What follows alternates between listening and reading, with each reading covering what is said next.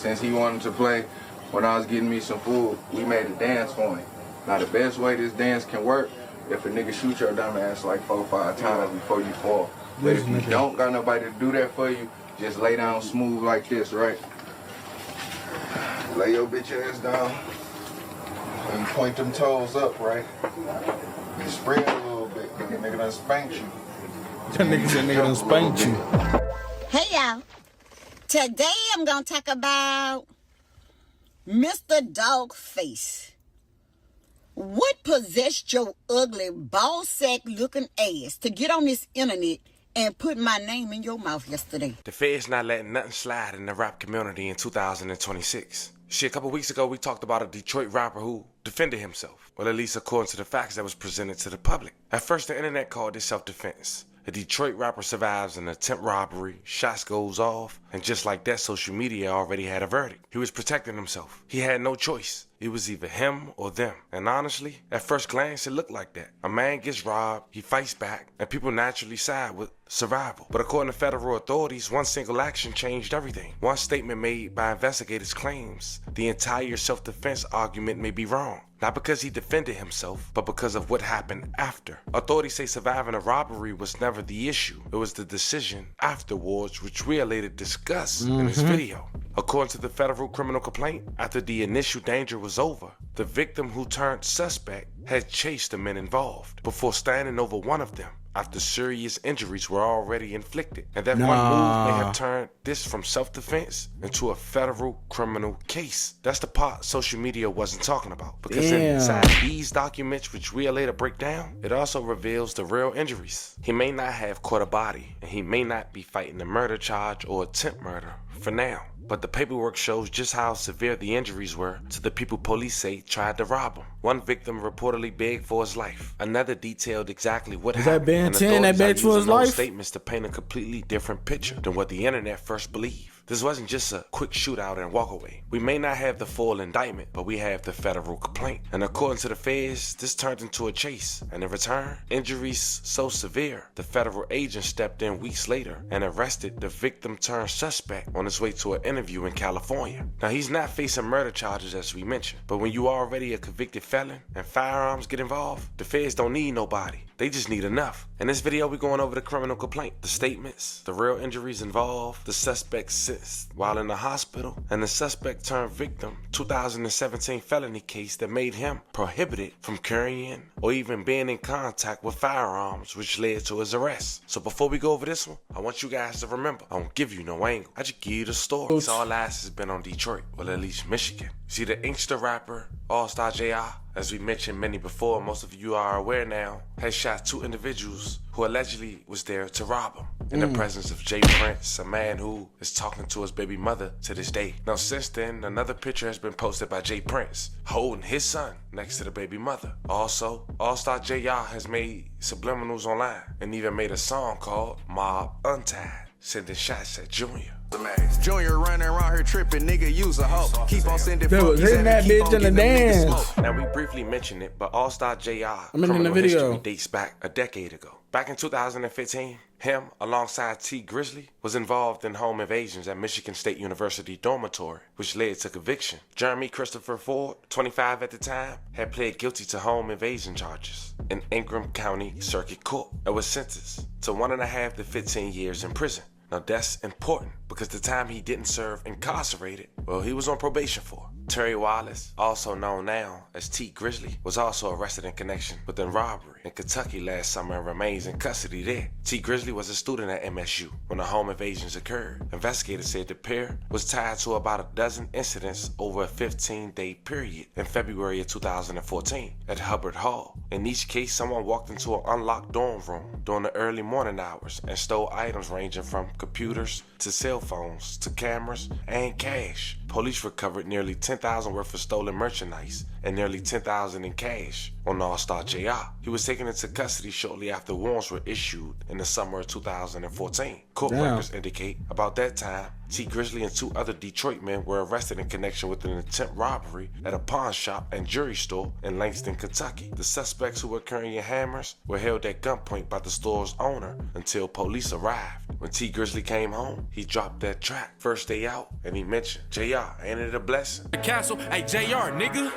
Ain't it a blessing? We made it out of after all that happened. Nonetheless, at that point, AllStar JR was a convicted felon. Now, fast forward a decade later, the 3rd week of April of 2026, the Inkster rapper is accused of opening fire inside a Houston restaurant, as we all know by now. But he's now facing federal gun charges after investigators say the incident was caught on surveillance video and followed by taunting social media posts. According to criminal complaint, Jeremy Christopher Ford, also known as AllStar JR, is charged with being a felon in possession of a firearm. Investigators say the shooting happened, as we all know, at around 11:23 p.m. on April 8, 2026 at a restaurant on Kirby Drive in Houston. When officers arrived, they found one person inside suffering from a gunshot wound to the neck and another in the parking garage with multiple gunshot wounds to Who the got hand popped in their and neck? leg. Both were taken to the hospital. We'll later confirm the identity of the suspects, which we all know by now, but the exact damage that was done as well. The police say a trail of blood led from the dining area to the elevator into the garage. At the scene, officers recovered a Glock 43 handgun, a magazine, a holster, and multiple spent shell casings and bullet fragments. According to investigators, surveillance video shows Ford inside the restaurant before a group approached him, leading to a confrontation during the altercation. Authorities say several people appeared to grab his necklace and watch, escalating the situation. So, let's clear this up. At this point, we all know he was there first eating, no ill intentions, and apparently somebody got his drop. At some point, a handgun fell to the floor during the fight. Investigators say Ford picked it up and began firing as people ran. One man collapsed after being shot, while others fled towards the elevator. Authorities say Ford continued firing, including additional shots in the direction of another person who Oh, was he running away. cooked. The complaint He cooked when niggas running away. And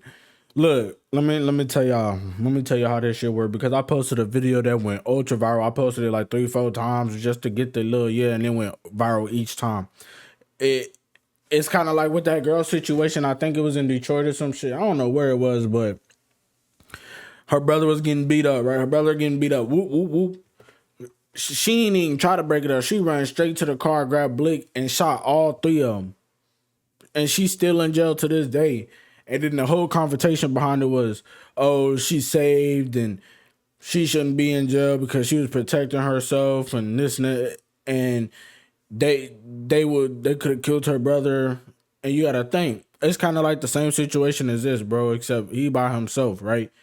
If a nigga is like, if you shoot somebody once, right, and they start retreating or they not a threat and you shoot again, that gives the feds, the police, cause that you intentionally wanted to try to kill them. Not saying you did, but like in the law's eyes, that's how that shit went. That's why you gotta be careful. If you pop somebody and they start running and you keep popping at them, or niggas get to running and you keep popping at niggas and they back turn, bro, of course you gonna get in trouble. Like they probably didn't pick them up right then and there, but they was eventually gonna pick them up. Now that we know the full details, for sure, that's probably why he was dropping music back to back, so he can get out the little situation, get some lawyer money, whoop, whoop, whoop, and then, you feel me, fight it.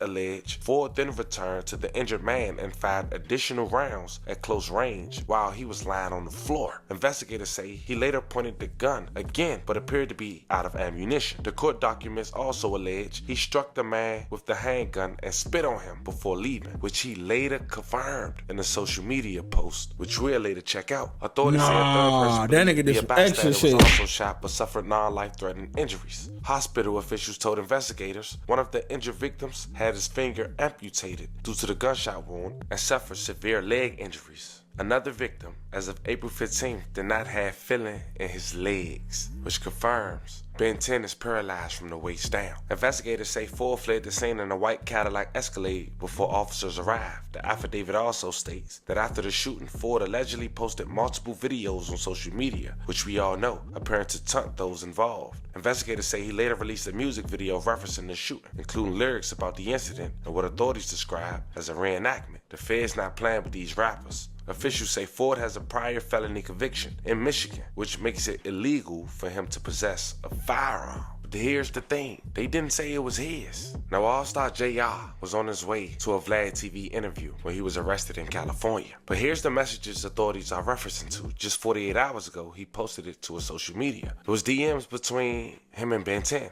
JR wrote, I ain't trying to talk send me that challenge. We all know he created the Ben 10 challenge. Ben responded, oh, you really? AllStar responded, Say's in the hospital full of bullets. Ben responded, you pick up, you know I ain't full of no bullets. JR responded, well, Dub, you been in the hospital 100 days. Ben 10 responded, for sure. JR responded, you wiped that spit off your face. How I feel that everybody left you up to die. Niggas ain't cut. You a bitch boy. When he posted that message, he said, what's crazy was I ain't tell y'all I spit on that goofy after he got flamed. His neck brace. Did you get popped or something? And the 10 car pile up? I ain't doing your interview, bro. It's over. Now, since the news broke, when it came to Ben 10, he posted a hospital picture alongside OG3 in attendance and BBGD. It seems he's in good spirits. He haven't left the hospital bed since, and guess they on a fight on trying to get him to recover. As of now, it seems like Ben 10 is paralyzed from the waist down, and another man will be living life with only 9 fingers. Guess this the price you pay when you try to disturb and rob somebody while they eat. It's important to know that AllStar JR, yes, he's arrested by the feds, but according to the charges, he just arrested for a felon in possession of a firearm, which is crazy to say the least.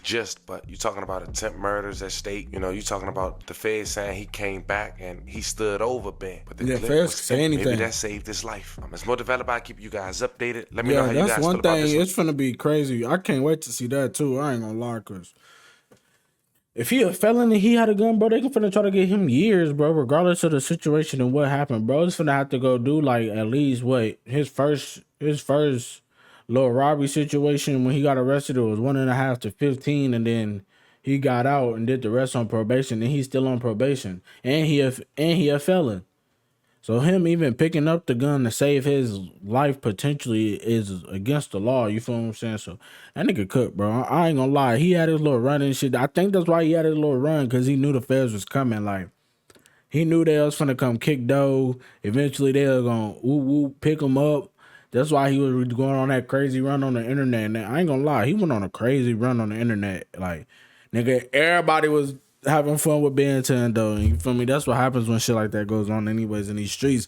Shit go to the internet, the feds look at the internet, and it be what it be, and it ain't what it ain't. You feel what I'm saying? But let's see what happens with this nigga AllStar, and if Ben 10 ends up walking or something. If he walks, that'd be a miracle, but AllStar Jr., the chances of him just getting out the feds easily is very slim. Very, very slim.